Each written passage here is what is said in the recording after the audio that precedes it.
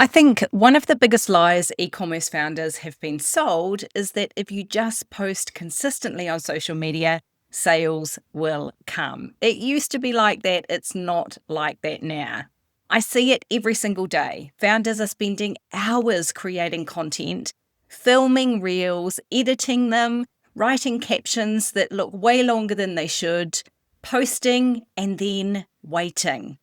And when the sales don't come, they assume that it's them. Maybe their content isn't good enough. Maybe they need to post more. Maybe they need to learn a new trend, a new hook, a new format. But here's what I want you to sit with today. It's not because you're bad at content. It's because content alone was never going to carry the full weight of your sales. It can't, and it's not designed to. As an e-commerce business owner, you have 3 jobs, not one. You need to get seen, you need to get traffic, and you need to convert that traffic into sales. Now, most founders think job 1 is the whole job, right? To get seen, and the rest will follow. So all of their time and their energy and creative effort goes into that first piece. And the other 2 are left to kind of sort themselves out. But getting seen doesn't automatically mean getting sales. There is a whole journey sitting between those 2 things. And if you skip over it, you'll keep wondering why your following is growing, if you're lucky, but your bank account isn't. And here's the thing about buying. It's not a 2-step process. It's not see your business and then buy. I wish it was that simple, but it is truly not. The real journey looks a little bit like this. Someone sees your brand, they visit your website, they view a product, they add it to their cart, they go through checkout, and then finally they purchase. And every single one of those steps matters. And every single one of those steps is a place where someone can drop off, right? So when you are only focused on step 1, which is getting seen, you are leaving 5 other steps completely unmanaged. You are hoping the rest just happens on its own. And sometimes it does, but hope isn't a strategy, and it's definitely not a system. I want you to think about it like this. If you were opening a physical store, you wouldn't just put a sign out the front and call it done, right? You'd think about what happens when someone walks in, where the products are displayed, how easy it is to find what they came in for, whether there's a queue at the till that makes them walk out before they even try to pay. Your website is that store. Your ad or your post is the sign out the front. But so many founders pour everything into just that sign, and they never walk through their own shop to check whether that experience inside actually holds up. And this is exactly why founders come to me saying, I'm getting traffic, I'm getting engagement, but there's a gap between people showing interest and actually getting to yes. That gap isn't a mystery. It's sitting somewhere in those 6 steps. And once you know where to look, it stops feeling like a mystery at all. Now, I want to be really clear here because I don't want you hearing this and thinking organic content is dead. It's not, but it has changed. And the sooner you understand that, the sooner you'll stop feeling frustrated by it. Social media platforms reward entertaining content. That's the game now. The algorithm isn't optimizing to show your product to someone ready to buy. It's optimizing for watch time, for shares, for comments. It wants people to stay on the app, which means organic reach has become a lot less reliable than it used to be. You can post something brilliant, something that would have converted beautifully 5 years ago, and it can sit there with barely any reach at all. This isn't about saying organic is dead, because it's not, but it is about saying it shouldn't be your only acquisition strategy. Not anymore. So what changed? Well, businesses now essentially have 2 choices, right? You can hope people see your content organically, or you can pay to consistently get in front of qualified buyers. And I know for some of you, that sentence just makes you a little bit uncomfortable. Ads can feel like this scary, unpredictable thing, so I want to normalize it today because I promise it's already part of your life more than you actually realize. If you think back to the last thing that you bought through Instagram or Facebook, I'd put money on the fact that it started with an ad. Not because ads are manipulation or sneaky, but because the platform identified you as someone who was likely to be interested in and likely to buy exactly what was being shown to you. That's it. Ads simply allow a business to consistently get in front of the right people instead of hoping that the algorithm decides to show their organic post to the right person at the right time on the right day and then get them to the website, right? Because getting seen is not enough. And I want you to think about this differently. You've seen those posts, right? The founders showing off their massive piles of parcels at the front door, business owners sharing their success, the long line of shipping labels stretching across the kitchen table. It's signaling, look how well I'm doing, and good on them. I love it when I see those posts. But here's what I've noticed. More often than not, those businesses have done ads. Now, it doesn't mean that they're not profitable. It doesn't mean that their success isn't real. It totally is. It just means that they paid to get those purchases. They paid to get seen, to get traffic, and to get those sales.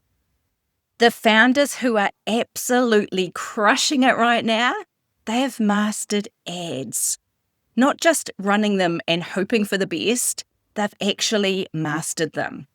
And the ones profiting the most aren't only running ads. They've built a support structure around those ads to make every dollar work harder. That's usually an optimized email strategy sitting alongside your ads. It's kind of a symbiosis that stops the leaks. It gets more out of every single dollar they spend on getting seen in the first place. Because think about it, if you're paying to get someone to your website and they don't buy the first time, are you just letting that traffic walk out the back door? Or are you capturing them and bringing them back through email without paying to get them there a second time?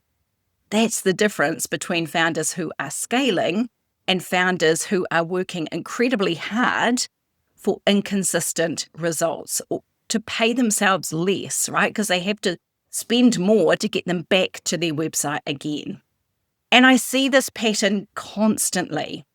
Two founders, similar products, similar ad spend, similar traffic. One of them is riding the roller coaster. Big week, 1 week, quiet week the next, big week, quiet week, never quite sure what's coming at them.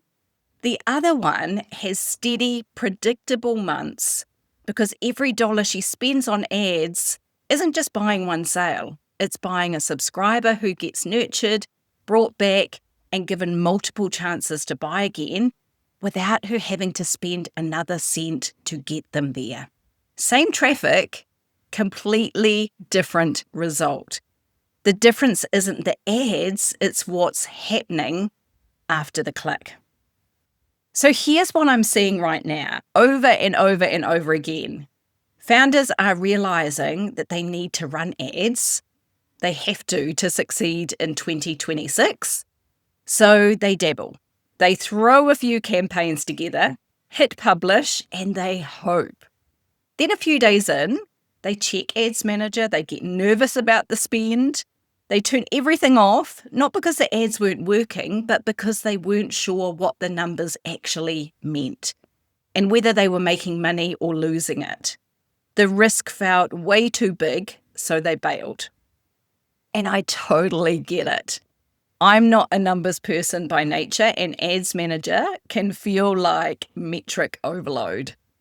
So what happens is founders default to the simplest thing that they can look at, which is usually ROAS, return on ad spend, one number that feels like it should tell you everything.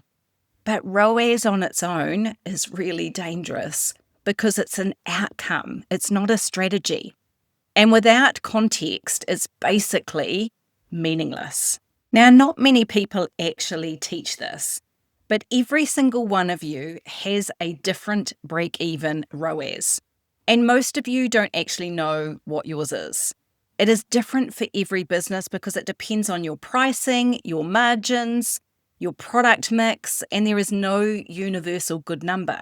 So you might be sitting there thinking, my ROAS is 1.5. That's decent, I'm making money. But what if your break-even ROAS is actually 1.7? That means you're not even profitable yet. It's actually costing you to run ads. So you need to be above that 1.7 just to break even. And anything past that is where your real profit actually starts. So without knowing your number, you're essentially flying blind. You could be celebrating a metric that's actually telling you that you are losing money because your break-even ROAS depends on your margins, how much it actually costs you to fulfill an order on average. And that differs from one brand to the next. Even once you know your break-even ROAS, that's still not the full picture.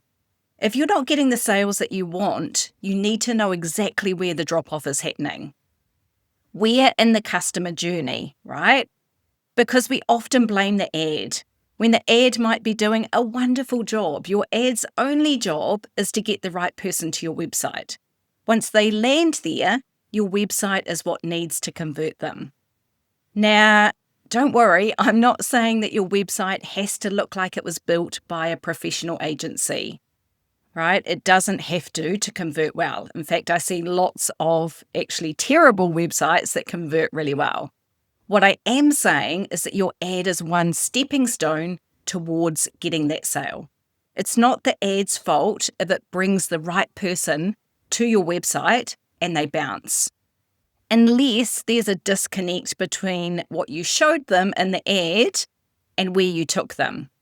So let's say you showed them this beautiful blue dress in your ad. They click your ad, they're really excited, they love that dress, they're ready to see more, and you land them on this huge collection page with 50 different products, and the blue dress is nowhere in sight. They can't find the one thing that made them click in the first place, so they bounce. That's not an ad's problem, that is a journey problem. And it's such a simple fix once you can actually see it. So how do you actually find where things are breaking down? You look at the stepping stones, not the full outcome. First, is your ad getting people to click through to your website? That's your link click-through rate. You want that sitting at least at 1.5, if not 2%. If it's below that, the ad itself or the creative or the hook likely needs some work. Second, of the people that land on your site, are they adding to cart? You want at least 5% of the traffic coming from your ads to add something to their cart. If they're clicking, but they're not adding to cart, that tells you that the disconnect is happening on your site rather than your ads. So maybe the landing experience, maybe the offer, maybe exactly what I described with the blue dress. Third, of the people adding to cart, are they actually purchasing? Your cart to purchase rate should sit somewhere between 20 and 30%, depending on whether that traffic is cold or warm. So cold traffic, people who have never heard of you before, will convert lower than warm traffic, people who already know you, like you, and trust you. When you look at these numbers as stepping stones instead of just staring at ROAS, you stop guessing and you start seeing exactly what needs your attention. This is why I don't believe in judging your meta ads on one number. I believe in understanding the entire customer journey from the first time someone sees your ad right through to the moment that they hit purchase. And when you know where customers are dropping off, you know exactly what to optimize next. You're not throwing more budget at ads and hoping for the best. You're not turning campaigns off out of fear because you're spending money. You're making data-driven decisions based on where the actual leak is. The businesses that will win over the next few years aren't going to be the ones creating the most content. I can tell you that.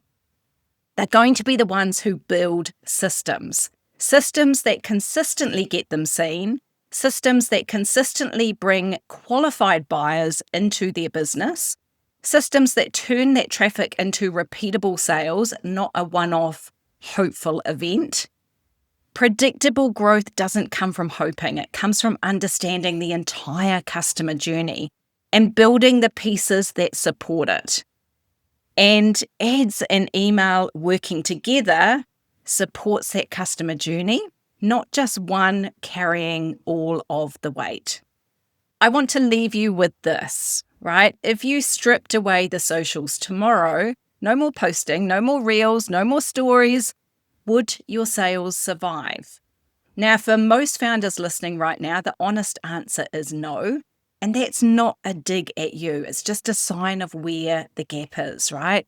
The founders who feel calm about their sales, the ones who aren't refreshing their phone every hour, wondering if today is going to be a good day or a bad day, they've stopped relying on any single channel to carry the whole business. And they've built something underneath it that keeps working, whether they post today or not. That's the shift, right? Not more content, not more consistency, not more hustle, a system underneath everything that you're already doing that catches the traffic you're already paying for and turns it into sales you don't have to chase.